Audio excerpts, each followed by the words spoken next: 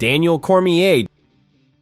Daniel Cormier's path to double champ status is one of the most emotionally compelling stories in MMA history. DC didn't even start MMA until his late 20s after a decorated wrestling career. He was a two-time Olympic wrestler who competed in 2004 and 2008, and he dominated at the collegiate level at Oklahoma State. But a series of personal tragedies, including losing his infant daughter in a car accident and his own near-fatal crash, delayed his MMA career for years. When he finally started fighting professionally, DC began at heavyweight in Strikeforce and stayed undefeated for years, just ragdolling guys with his Olympic-level wrestling. He went through absolute monsters like Josh Barnett, a former UFC heavyweight champion and submission expert who DC completely dominated with his wrestling and ground control. Then he beat Antonio Bigfoot Silva, a massive Brazilian striker who stood 6'4" and weighed over 260 pounds, but DC made him look like an amateur.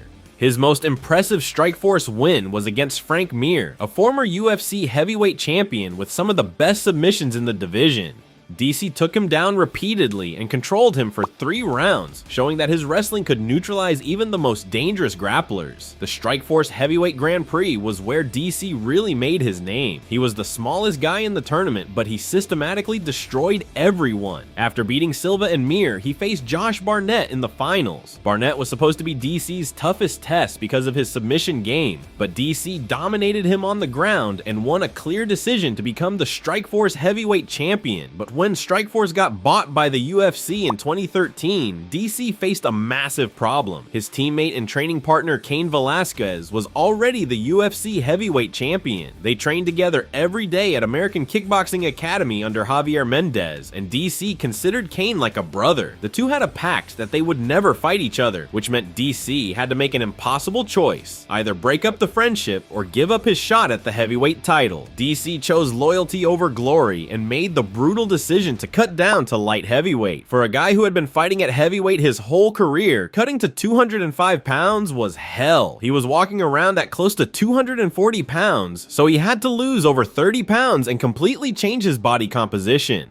The cut was so hard that he would get physically sick and emotional during fight week, but DC was determined to prove he could be a champion at 205. At light heavyweight, DC looked like a different animal entirely. His wrestling seemed even more dominant against smaller opponents, and his cardio improved dramatically. His first big test was against Patrick Cummins at UFC 170. Cummins was talking trash, saying he used to beat DC up in wrestling practice back in college. DC took that personally and proceeded to drop Cummins multiple times with uppercuts before finishing him in the first round. It was a statement that DC meant business at light heavyweight. Then he faced Dan Henderson at UFC 173, a legend who was still dangerous despite being in his 40s. Henderson had knocked out guys like Michael Bisping and Hector Lombard with his legendary right hand, but DC completely neutralized him. He took Henderson down repeatedly, controlled him on the ground, and won every round with his wrestling and pressure. It was a masterful performance that showed DC could beat different styles of fighters. His next big test was Anthony Rumble Johnson at UFC 187, one of the scariest punchers in the entire UFC. Johnson had been knocking guys out left and right, including former champions like Alexander Gustafsson. Everyone thought this was DC's biggest challenge because Johnson's power could end the fight with one shot, and sure enough, DC got the decision, but it wasn't easy. Johnson hurt him a few times, but DC's wrestling and cardio wore him down over 3 rounds. His first title shot came against John Jones at UFC 182 in January 2015. The build-up to this fight was unlike anything the sport had seen. These two genuinely hated each other on a personal level. DC thought Jones was fake, arrogant, and a bad role model. Jones saw DC as jealous and bitter. Their press conferences were explosive, with the two of them getting into a massive brawl during a media event that had to be broken up by security. The fight itself was a war. Jones came out and did something nobody expected. He took DC down in the first round. DC was supposed to be the better wrestler, but Jones used his length and technique to get takedowns. Throughout the fight, Jones controlled the distance with his reach advantage and landed cleaner shots. DC had his moments, especially in the clinch where he landed some hard shots, but Jones was winning most of the rounds. In the end, Jones won a clear unanimous decision, and DC was devastated. He broke down crying in the post-fight interview, saying he had let everyone down, but just a few months later, later, everything changed. Jones got into a hit-and-run incident in Albuquerque where a pregnant woman was injured. He fled the scene, came back for his drugs and money, then fled again. The UFC had no choice but to strip him of the title, making the belt vacant. DC got another shot at the title, this time against Anthony "Rumble" Johnson at UFC 187 in May 2015. This was DC's moment of redemption, but it almost went horribly wrong. Johnson came out like a man possessed and hurt DC badly in the first round with a huge right hand. DC was wobbled and bleeding, and it looked like his championship dreams might be over again. Most fighters would have been finished by that shot, but DC's heart and chin kept him in there. He clinched up, weathered the storm, and started using his wrestling to slow the pace down. As the fight went on, DC's cardio advantage became obvious. Johnson was throwing everything he had in the early rounds, but by the third round, he was exhausted from trying to finish DC. That's when DC took over completely. He got Johnson's back against the cage and locked up a rear naked choke. Johnson tried to fight it off, but he was too tired and eventually went to sleep. DC was finally the light heavyweight champion, and the emotion was overwhelming. He collapsed in tears, finally achieving his dream after all the heartbreak. DC went on to defend the belt multiple times against dangerous opponents. He beat Alexander Gustafsson by submission, using his wrestling to control the Swedish striker before choking him out. He also had a bizarre title defense against Anderson Silva on short notice when John Jones got pulled from UFC 200 for another drug test failure. Silva was way past his prime and fighting at light heavyweight for the first time, but DC dominated him and won a decision. The rematch with John Jones finally happened at UFC 214 in July 2017. The buildup was even more intense than the first fight, with both men talking about how much they hated each other. For 2.5 rounds, the fight was competitive. DC was actually doing better than in the first fight, landing harder shots and making it more competitive. But then in the third round, Jones landed a perfect head kick, followed by punches that knocked DC out cold. It was brutal to watch, and it seemed like the rivalry was finally over with Jones proving he was the better man. But then the unthinkable happened again. Jones failed another drug test, this time for turinabol, an anabolic steroid. The result was overturned to a no contest, and DC kept his belt. The whole situation was a mess that left DC as champion, but without the satisfaction of actually winning the fight. By 2018, DC was 39 years old and thinking about retirement. He had said he would retire by age 40, which meant he had limited time left. Instead of just defending his light heavyweight title, DC made a shocking announcement. He was moving back up to heavyweight for one last championship run. His target was Stipe Miocic, who was widely considered the greatest UFC heavyweight champion of all time. Miocic had just defended his heavyweight title 3 times in dominant fashion. He knocked out Fabricio Werdum in Brazil, then beat Junior Dos Santos and Francis Ngannou. He looked unbeatable at heavyweight, and most people thought DC was too small and too old to compete with him. DC was giving up 20 pounds and significant reach to Miocic, who was also 8 years younger. But at UFC 226 in July 2018, DC shocked the world. In the first round, he caught Miocic with a perfect right hand over the top that dropped him hard. Miocic was known for his boxing and head movement, but DC timed him perfectly. Then DC swarmed him with ground and pound, landing clean shots until the referee stopped the fight. The crowd went insane as DC became only the second fighter in UFC history to hold 2 belts simultaneously, and at 39 years old, he became the oldest fighter to ever win a UFC title for the first time. DC defended the heavyweight title against Derek Lewis at UFC 230, dominating him with wrestling and submissions before choking him out in the second round. But his final fight was the trilogy with Miocic at UFC 252. This time, Miocic was prepared for DC's boxing and used body shots to slow him down. DC was winning early, but Miocic's conditioning and body work paid off in the later rounds. Miocic knocked DC out in the 4th round with a right hand, ending DC's career as he had promised to retire by age 40.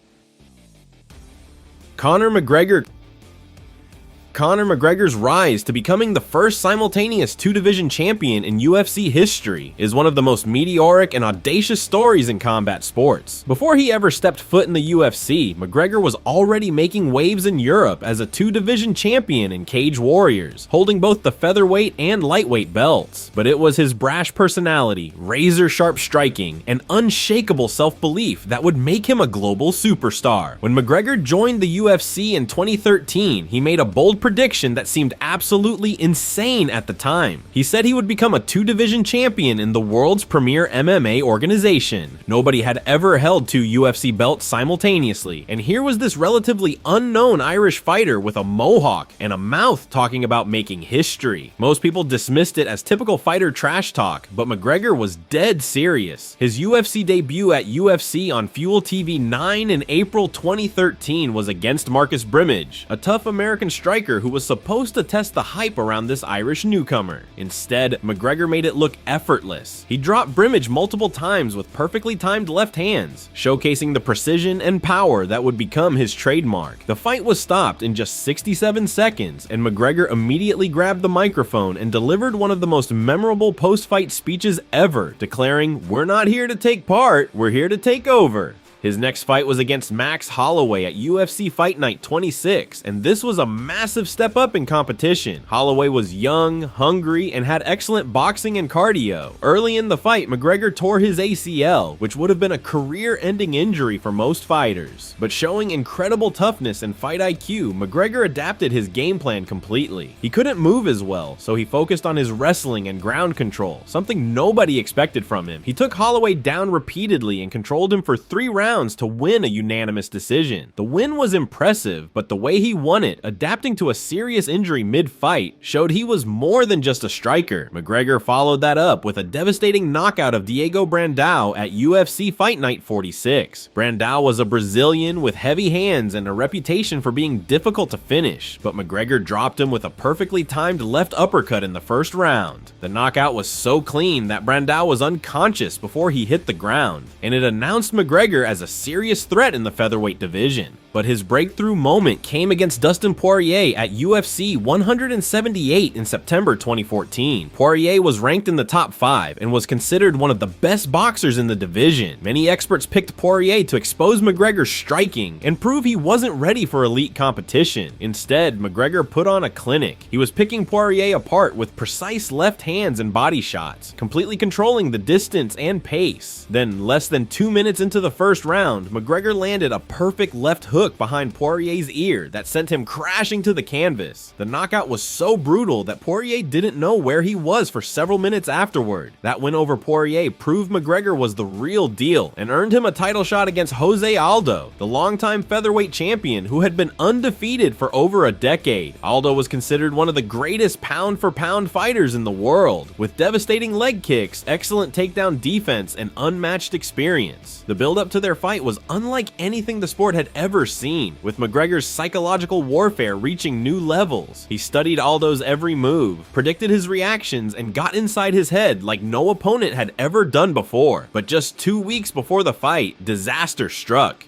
Aldo pulled out with a rib injury, leaving McGregor without an opponent for the biggest fight of his career. Instead of waiting, McGregor agreed to fight Chad Mendes for the interim featherweight title at UFC 189. Mendes was the perfect stylistic nightmare for McGregor, an elite wrestler with knockout power who could take the fight to the ground and grind out a decision. The fight played out exactly as many expected early on. Mendes took McGregor down repeatedly in the first round and was smashing him with ground and pound. McGregor's takedown defense looked non-existent, and it seemed like his wrestling was going to be exposed. But McGregor showed incredible heart and fight IQ. Between rounds, his coach John Cavanis told him to be patient, that Mendes would get tired from wrestling. Sure enough, by the second round, Mendes was slowing down, and McGregor started landing clean shots from the bottom and getting back to his feet quicker. Then, midway through the second round, McGregor caught Mendes coming in with a perfect left uppercut that dropped him. Mendes was hurt badly, and McGregor swarmed him with punches until the referee stopped the fight. It was a career-defining moment that showed McGregor could overcome adversity and adapt during a fight. He was now the interim featherweight champion and had earned the right to unify the belt against Aldo. UFC 194 in December 2015 was one of the most anticipated fights in UFC history. The buildup had lasted over a year, year, with McGregor's mind games reaching a fever pitch. During the World Tour, he had completely gotten inside Aldo's head, making the normally composed Brazilian lose his cool multiple times. By fight night, you could see the tension and nervousness in Aldo's face during the walkouts. What happened next was shocking, even by McGregor's standards. As soon as the fight started, Aldo came charging forward aggressively, clearly emotional and wanting to hurt McGregor. But McGregor had predicted this exact reaction. As Aldo rushed in, McGregor stepped back and threw a perfectly timed left cross counter that caught Aldo flush on the chin. Aldo went down like he had been shot, and the fight was over after just 13 seconds. It's still the fastest knockout in UFC title fight history, and the image of McGregor celebrating while Aldo lay unconscious became one of the most iconic moments in sports history. McGregor was now the undisputed featherweight champion, but he had bigger plans. He immediately called for a move up to lightweight to challenge Rafael dos Anjos for that title, setting his sights on becoming the first fighter to hold 2 UFC belts simultaneously. The UFC was initially hesitant, but McGregor's star power and drawing ability convinced them to book the fight. However, just weeks before the fight, dos Anjos pulled out with a broken foot. McGregor was left without an opponent until Nate Diaz stepped up on short notice. Diaz was a completely different stylistic matchup, a bigger, longer fighter with excellent boxing, a granite chin, and world-class jiu-jitsu. The fight was made at welterweight since neither man had time to cut weight properly. At UFC 196, McGregor came out aggressive and was landing clean shots early, seemingly on his way to another knockout victory. But Diaz's chin held up, and as the fight went on, his volume and cardio advantage became apparent. In the second round, Diaz hurt McGregor with a clean left hand, then swarmed him with punches. When McGregor shot for a desperate takedown, Diaz locked up a rear naked choke and submitted him. It was McGregor's first loss in the UFC, and a humbling experience that showed he wasn't invincible. Most fighters would have moved back down to featherweight to rebuild, but McGregor demanded an immediate rematch with Diaz. The second fight at UFC 202 showed a completely different McGregor. He had studied the first fight extensively and came in with a perfect game plan. Instead of headhunting for the knockout, he focused on leg kicks to slow down Diaz's movement and volume. He fought smarter, picked his shots better, and managed his energy more efficiently. The rematch was an absolute war. McGregor dropped Diaz multiple times with clean left hands, but Diaz kept coming forward and hurting McGregor with his boxing combinations. In the later rounds, McGregor's conditioning improvements were obvious. He didn't fade like in the first fight and continued landing hard shots. After 5 grueling rounds, McGregor won a majority decision in what many consider one of the best fights in UFC history. With the Diaz rivalry settled, McGregor finally got his shot at making history. Eddie Alvarez was the lightweight champion, having won the belt from Rafael dos Anjos earlier that year. Alvarez was a grizzled veteran with excellent wrestling and heavy hands, but McGregor was supremely confident heading into UFC 205 at Madison Square Garden. The fight was a masterpiece of precision and timing. McGregor completely dismantled Alvarez with his striking, dropping him multiple times in the first round with picture-perfect left hands. Alvarez looked confused and overwhelmed, unable to get his wrestling going or land any meaningful offense. In the second round, McGregor finished the job, dropping Alvarez again and forcing the referee to stop the fight. When the final punch landed, McGregor had done the impossible. He was now the first fighter in UFC history to hold titles in 2 divisions simultaneously, the featherweight and lightweight champion. The image of him holding both belts above his head while screaming "I told you so" to the crowd became instantly iconic. From a plumber's apprentice in Dublin to the biggest star in combat sports, Conor McGregor had achieved everything he said he would and changed the sport forever. Amanda Nunes.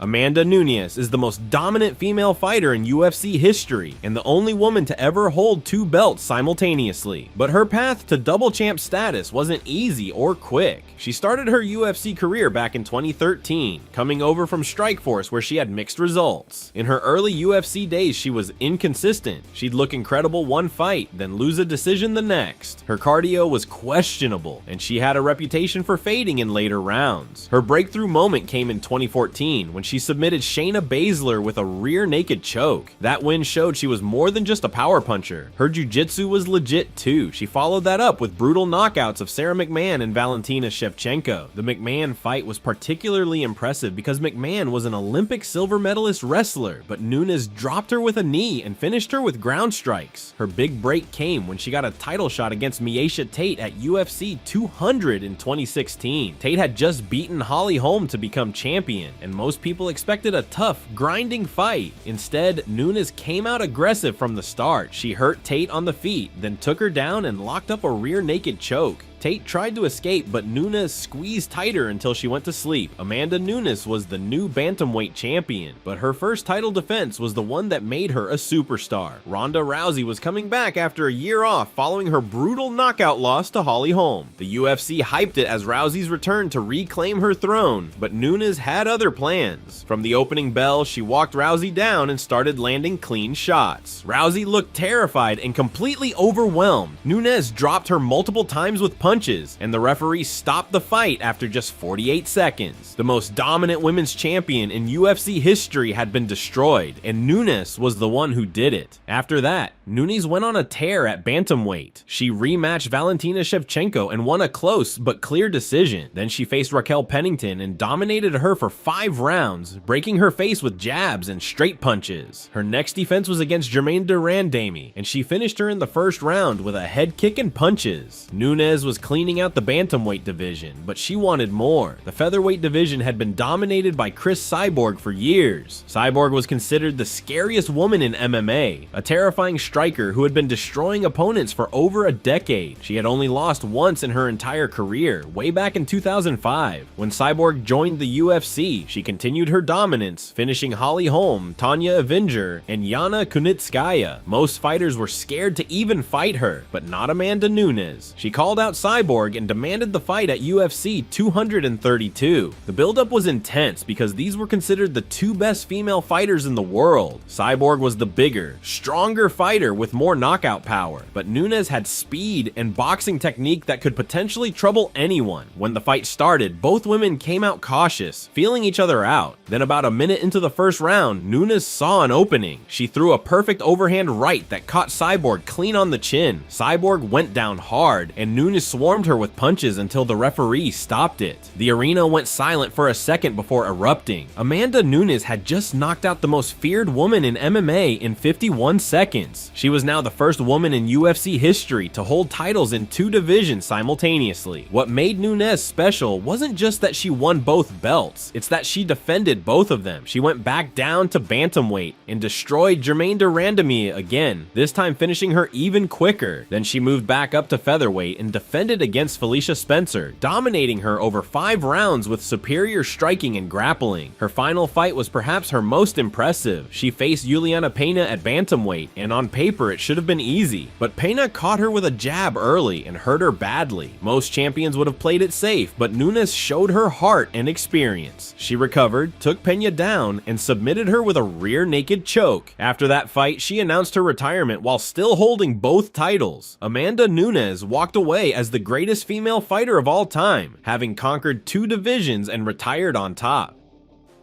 Henry Cejudo's